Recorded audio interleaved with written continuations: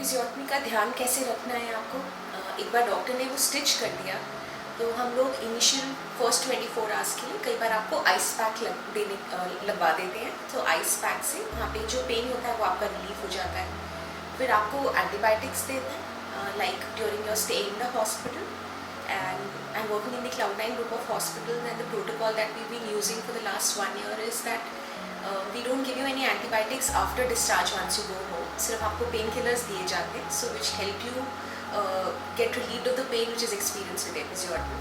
अब बहुत ज़रूरी है कि episiotomy में infection ना हो, so we give you betadine antiseptic lotion, और betadine is basically antiseptic, और आपको एक betadine ointment दिया जाता है. So every time that you go to pass urine and motion, you have to apply the antiseptic solution on the stitches from front to back.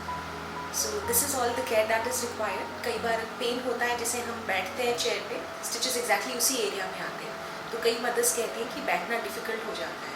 तो हम लोग कहते हैं आप सिट्स बाथ करिए। सिट्स बाथ का मतलब एक टब में गर्म पानी डाल के उसमें एंटीसेप्टिक सोल्यूशन आप डाल सकते हैं, या बीटाडीन लोशन या potassium permanganate crystals, and you can dip your hips so that they are in the tub with warm water. So वो भी रिलीफ देते हैं आपके स्टिचेस को।